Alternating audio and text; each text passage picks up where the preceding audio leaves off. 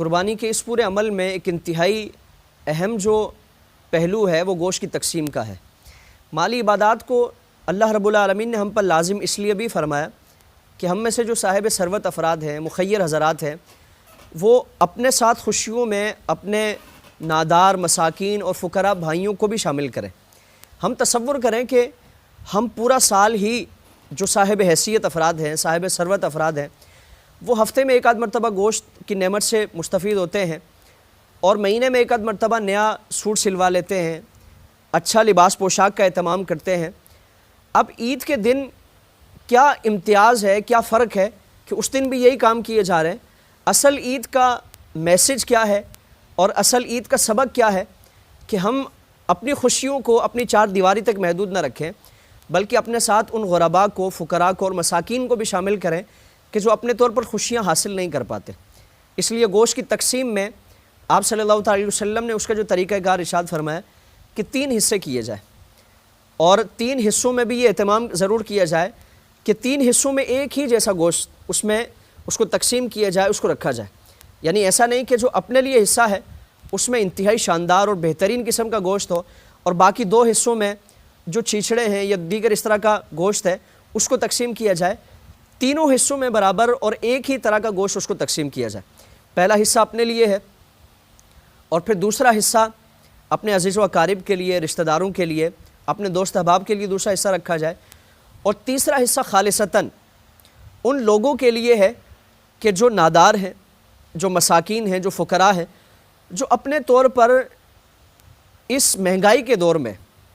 اور غربت کی وجہ سے گوشت کا تصور نہیں کر سکتے۔ یعنی ہم اندازہ نہیں کر سکتے کہ ان کے گھر کی کیفیت کیا ہوتی ہے کہ مہینوں گزر جاتے ہیں لیکن ان کے گھر کی دہلیز پر یہ جو گوشت کی ایک نعمت ہے، ان کے بچے اور وہ خود اس سے مستفید نہیں ہو سکتے، وہ اس کا تصور نہیں کر سکتے۔ ان کے ہاں 2 وقت کی روزی روٹی جو سوکھی روٹی ہے اور سادہ سی غذا ہے، وہ اگر انہیں میسر آ جائے تو اس کو اپنے لیے ایک بڑا اعزاز سمجھتے ہیں، بڑی آسائش سمجھتے ہیں۔ تو گوشت جیسی عیاشی کو وہ افورڈ نہیں کر سکتے، وہ تصور نہیں کر سکتے۔ تو آج ہم پر لازم کیا ہے کہ ہم اپنی اس قربانی کے گوشت میں اپنے ان نادار بھائیوں کو بھی یاد رکھیں کہ جو اپنے طور پر ان ساری چیزوں کو حاصل نہیں کر سکتے۔ تو تیسرا حصہ شریعت مطہرہ نے ہمیں یہ تاکید فرمائی کہ اپنے ان نادار بھائیوں کے لیے، ان مساکین بھائیوں کے لیے، فقراء کے لیے اس حصے کو رکھا جائے، اور پھر جس طرح اس سے پہلے بیان ہوا کہ گوشت میں وہ برابر اور ایک ہی طرح کا گوشت تینوں حصوں میں تقسیم کیا جائے۔ اس میں یہ بھی شرعاً گنجائش ہے کہ اگر ہم کثیر العیال ہے، یعنی بڑا خاندان ہے، بہت بڑا کنبہ ہے، اور سارا گوشت اگر ہم خود رکھنا چاہیں تو شرعاً اس کی بھی اجازت ہے، یعنی رخصت تو ہے اپنی جگہ، لیکن ہم اپنا تصور کریں کہ کیا ہم زیادہ ضرورت مند ہیں یا ہمارے قرب و جوار میں بسنے والے ہمارے مسلمان بھائی،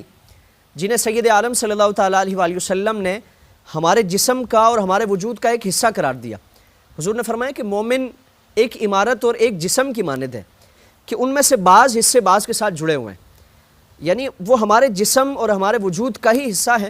تو اس لیے ہم تصور کریں کہ ہم سے زیادہ مستحق وہ ہمارے جو مسلمان بھائی ہیں، نادار ہیں، فقراء ہیں، جو آج بھی اگر محروم رہے تو پورا سال محرومیت میں ہی گزاریں گے اور پورا سال وہ اپنے طور پر اس کیفیت کو حاصل نہیں کر سکتے۔ اس لیے کوشش یہ کی جائے، اور بہتر یہی ہے جس طرح آج ہمارے ہاں اگر 10 بھائی مل کر قربانی کرتے ہیں، 10 اپنی طرف سے قربانی کر رہے ہیں، اور اب وہ اپنی طرف سے اگر 10 بھائیوں میں وہ حصے آپس میں اس کو تقسیم کرتے رہیں گے، اس کو گھماتے رہیں گے تو اس کا کوئی فائدہ نہیں ہے۔